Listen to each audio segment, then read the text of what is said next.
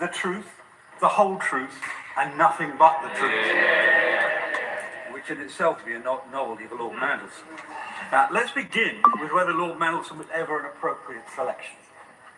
And again, as I said yesterday, our ambassador in Washington stands at the nexus of our most important bilateral relationship. Just for those who have not served in government, this is the one bilateral relationship run by number 10.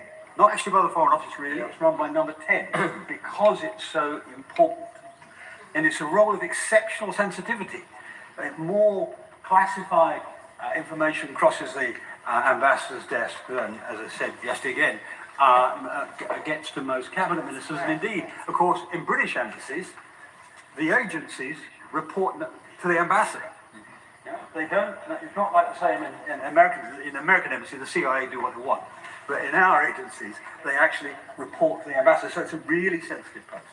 And today, as actually, I forgot his post. Peter Kyle said, global circumstances dictate the position of this particular ambassador is more important than it's ever been. It could easily go terribly wrong, and the failure to appoint the right person has already had a serious and deleterious impact on the public interest. I give way.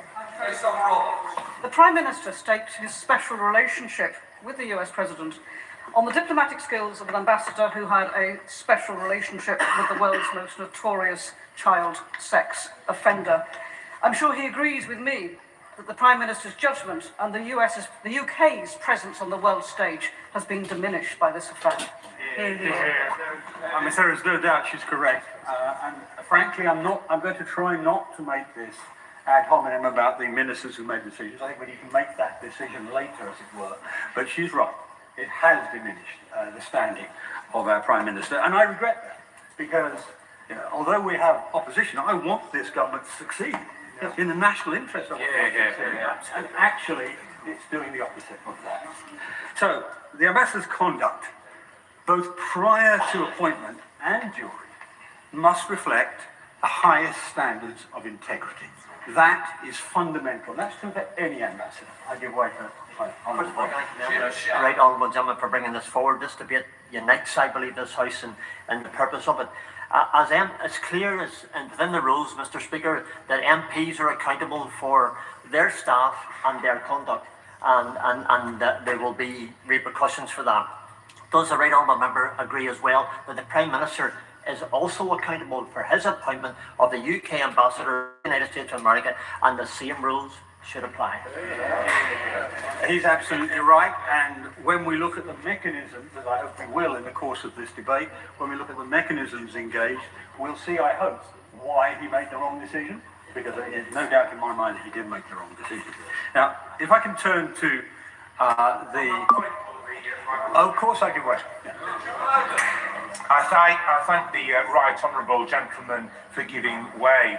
He talks about decisions by the Prime Minister. He talks about the duty on members of this place and members of the other place to have the appropriate conduct. Does it surprise him, as it surprises me, that we have a situation where the honourable member for York Central has been unfairly suspended from the Labour whip, along with others, for opposing disability benefit cuts? The Mother of the House remains suspended from the Labour Party, yet Lord Mandelson retains the Labour whip in the House of Lords. Aren't all of those things decisions by the Prime Minister? And don't people outside here, including Labour members, think that's completely unfair? I understand all too well the point the honourable gentleman is making. Many have made it in the newspapers, generally not anonymously, the double standard, as it were, that applies to the top of the Labour Party, to Labour royalty, if you like, as opposed to other people who have been punished for actually doing their jobs, for representing their people and so on.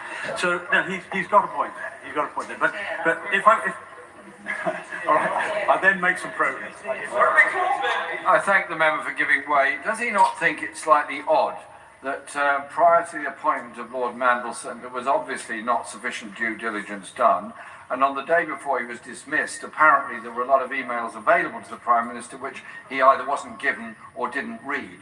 And so we find this odd situation where the British ambassador to the USA has to be dismissed in full glare of international publicity because of what his behaviour had been in the past, which was apparently very well known to a very large number of people who should not have supported his appointment in the first place.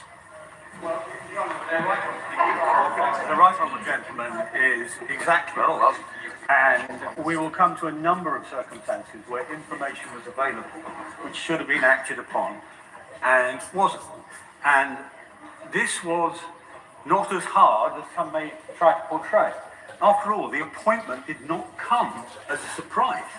I mean, Lord Mount himself was clearly campaigning to become the ambassador after he failed to win the chancellorship of Oxford University. I suspect, I think somebody told me that he was actually campaigning whilst he was campaigning. So he was after two jobs, not one. So it was clear early that he was going to attempt to do this, and there was widespread discussion at the time about his suitability for the role. And therefore there was plenty of time for a preliminary investigative or vetting process. There was and is vast amounts of data in the public domain. Yep. Most of what I'm going to speak of today is public domain material. I'll explain when it's not, but most of it is. And what would that vetting process be looking for? Traditionally, and I speak, and a number of us on these benches, and most benches I imagine, have been through these vetting processes ourselves. What would they look for? Traditionally, they'd review the history and personality of the candidate, assessing risks. The risk of the candidate being susceptible to undue influence. Or in the extreme example, blackmail. I mean, the Russians and the Chinese collect compromise all the time. Risks of the candidate abusing or misusing the role. Risks of the candidate doing something that would cause reputational damage. Or, and some on the Labour front bench may find this difficult, rather old-fashioned perhaps, risks the candidate is too morally flawed to be given a major role in any place. Patikim. Tienes sabon, kaya.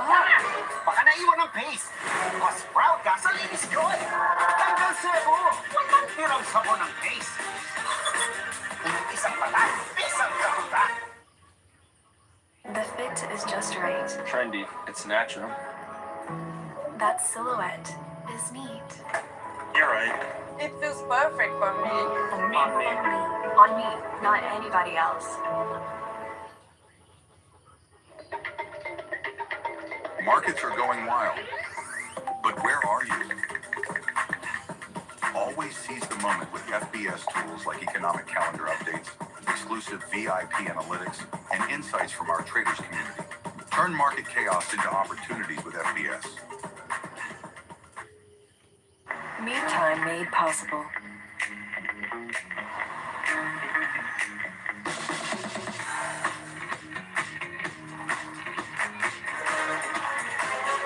Ford territory, you made possible. Which is where we may arrive in a moment, that they fail a simple ethical test. An ethical test, and I'm afraid I am old-fashioned. I view ethical tests as absolute. They're not ones you can trade off against some benefit or other. Well, in the history I'm about to detail, we see a Peter Mandelson who is easily dazzled by wealth and glamour, and who is willing to use his public position to pursue those things for himself. This was visible very early in his career, even to his friends. So when in 1998 he was sacked as a Trade and Industry Secretary for failing to declare an interest-free loan, a pretty enormous interest-free loan he had received from Geoffrey Robinson. At that time, Mr. Robinson's businesses were being investigated by Mandelson's department. So there's a clear clash of interest. He didn't declare the loan. That was the first time we saw so publicly the abiding flaws in Lord Mandelson's character, which frankly would normally disqualify any normal person from a job this important. But even his friends saw this.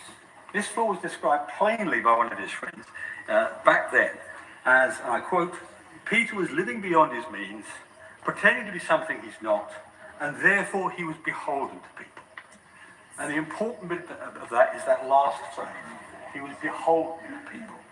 And this is a characteristic that was displayed time and again as he sought to use his position to curry favour with very wealthy and very powerful people who are either current or future benefactors. Now this was repeated in 2001 when Lord Mountson again was sacked after attempting to broker a British passport for Mr. Hinduja, a wealthy donor to the Millennium Dome project of which he was involved. A man of the Home Office to get Mr. Hinduja's passport when Mr. Hinduja and his brother were under investigation in the Bofors weapons contract scandal. So again, a dubious reason. It was about that time, just as an aside, that his association with Epstein starts, and the infamous birthday book entries date from then. On that point, Yes. I thank Max Wilkinson. I thank the right member for giving way. Does he share my concern that if the Prime Minister is to be discussing this issue with President Trump later in the week, and the Prime Minister has to have influence over President Trump for very